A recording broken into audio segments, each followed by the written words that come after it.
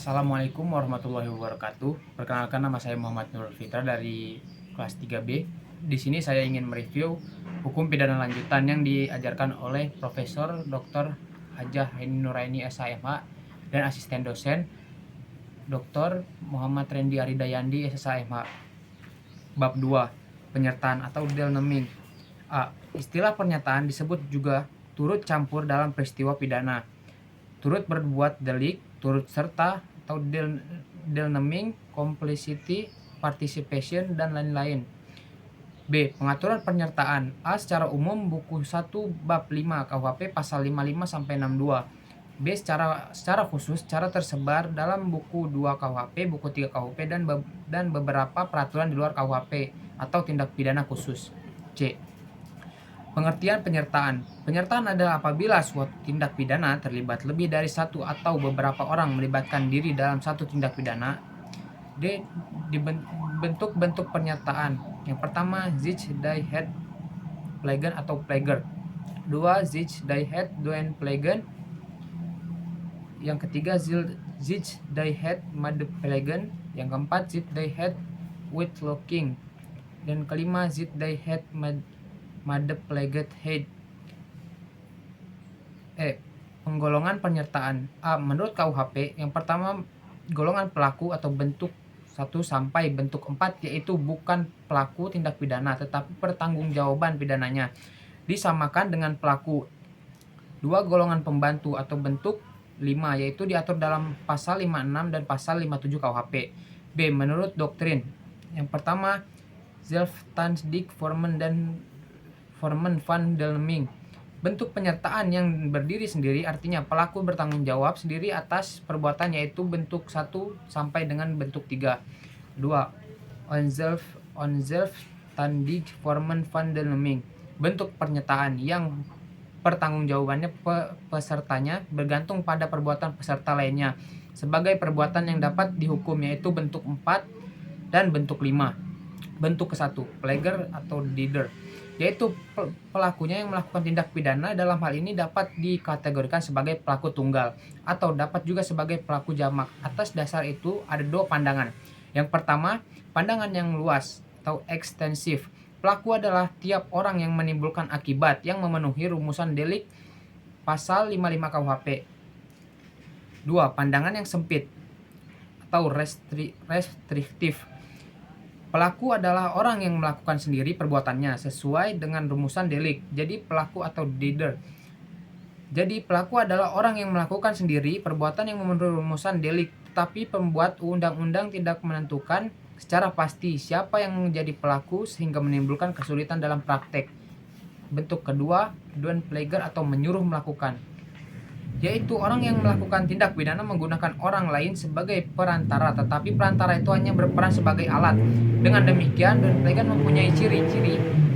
Yang pertama, ada 2 pihak, yaitu pelaku langsung atau manus ministra atau auctor materialis, dan pelaku tidak langsung atau manus domina auctor intellectualis. 2. Dalam doen plegen terdapat unsur-unsur. Yang pertama, alat yang dipakai adalah manusia. Yang kedua, alat yang dipakai harus berbuat aktif. Yang ketiga, alat yang dipakai tidak dapat diminta pertanggungjawaban. Penyebab tidak dapat dimintai pertanggungjawaban pidana terhadap orang yang disuruh adalah karena orang tersebut hanya berperan sebagai alat atau pelaku material yang didasarkan pada, yang pertama, tidak sempurna pertumbuhan jiwanya, pasal 44. Adanya keadaan yang memaksa, pasal 48. Yang 3, ada perintah jabatan yang tidak sah, pasal 51 ayat 2. 4. Adanya kekeliruan atau pemalsuan. Yang kelima, tidak mempunyai maksud untuk melakukan kejahatan seperti disyaratkan dalam undang-undang. Bentuk ketiga, turut serta melakukan atau made pleg. KUHP tidak memberikan definisi, tetapi MVT memberikan pengertian bahwa orang yang turut serta melakukan made pleger ialah orang yang dengan sengaja turut berbuat atau turut mengerjakan terjadinya sesuatu. Syarat-syarat turut serta melakukan atau made pleger adalah, yang pertama adalah ada kerjasama secara sadar atau bewusste samwerking. Kerjasama di sini harus ditunjukkan pada suatu perbuatan yang berupa kejahatan. B. Ada kerjasama secara fisik atau psychic somewhere working. Kerjasama di sini merupakan suatu delik yang ditunjuk pada suatu akibat, yaitu adanya perbuatan yang berupa kejahatan dan perbuatan tersebut diatur dalam undang-undang.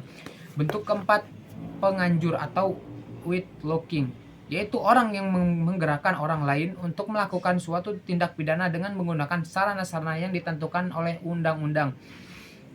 Jadi antara penganjur dengan menyuruh melakukan hampir sama, yaitu adanya usaha untuk menggerakkan orang lain sebagai pelaku material atau autor materialis. Perbedaannya adalah yang pertama, dalam penganjuran, sarana yang digunakan diatur dalam pasal 55 ayat 1 sub kedua, yaitu diatur secara limitatif atau terbatas. 2. Dalam pembujukan, orang yang membujuk disebut autor atau autor intelektualis, dan yang dibujuk atau digerakkan autor materialis. Pelaku material atau autor materialis dapat dimintai pertanggungjawaban secara hukum atau pidana karena melakukan perbuatan dengan sengaja.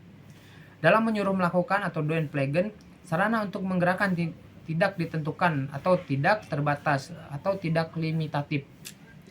2. Dalam menyuruh melakukan, orang yang menyuruh disebut manus domina, sedangkan orang yang disuruh adalah manus ministra.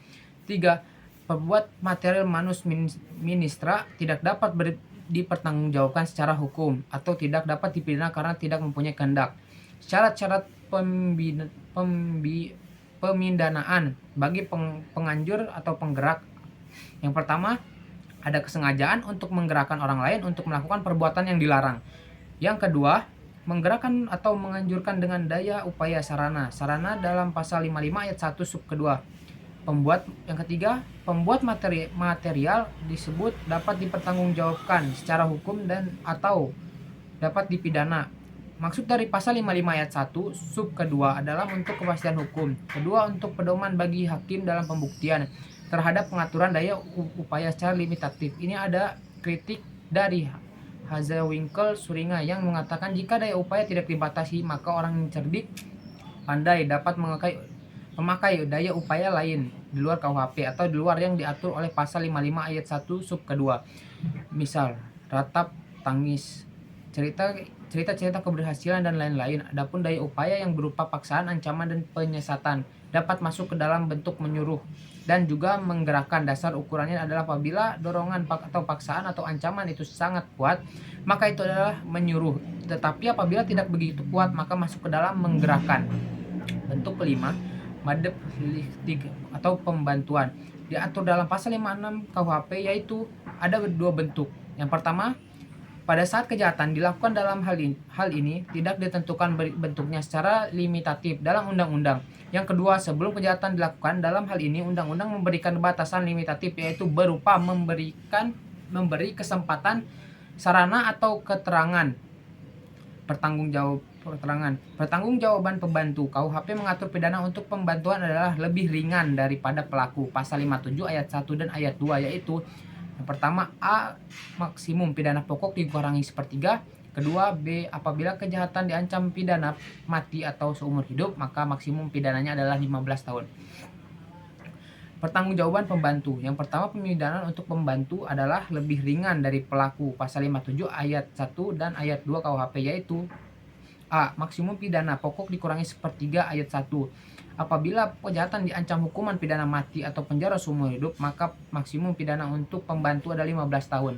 Ayat 2. Pengecualian terhadap prinsip di atas adalah A. Pasal 33 ayat 4, merampas kemerdekaan orang untuk membantu dipidana sama dengan pelaku. Pasal 231 ayat 3, penyimpangan barang pembantu dipidana sama dengan pelaku. 2. Pidana tambahan untuk pembantu sama dengan pelaku. Pasal 57 ayat 3. Dalam pertanggungjawaban pembantu, KUHP menganut sistem tidak tergantung pada pertanggungjawaban pelaku. Pasal 57 ayat 4. Dalam pertanggungjawaban pidana, bagi pembantu hanya dihitung yang sengaja dipermudah atau diperlancar beserta akibatnya. Pasal 58 KUHP mengatur mengenai kualitas pribadi, dapat menghapuskan, mengurangkan atau memberatkan pengenaan pidana bagi pelaku tindak pidana. Pasal 58 ini adalah peringatan bagi praktisi. Oleh karena itu, Ada kritik Profesor Mulyatno dan Profesor Umar Seno Aji bahwa untuk pembantu hendaknya dipergunakan sistem fakultatif, yaitu pengenaan sanksi pidananya diserahkan kepada hakim. Penyertaan dengan kealpaan atau culpa post del neming. Tindak pidana yang disebabkan karena kealpaan pada prinsip tidak dapat dipidana karena tidak mempunyai unsur kesengajaan. Misalnya A memberi gunting pada B yang katanya mau menggunting kain, tetapi ternyata digunakan oleh B melakukan kejahatan. 2. Pada saat B memasuki rumah C dengan maksud mencuri, dia berkelakuan atau pura-pura kehilangan kunci, sehingga ketika ketahuan oleh A sedang ronda tidak curiga bahwa B hendak mencuri. Bahkan C berusaha membantu B untuk mencongkel jendela rumah agar B dapat masuk. Berdasarkan contoh di atas, maka mereka membantu melakukan tindak pidana yang tidak dapat dikenakan sanksi pidana karena tidak mempunyai unsur kesalahan. Sekian dari saya. Wassalamualaikum warahmatullahi wabarakatuh.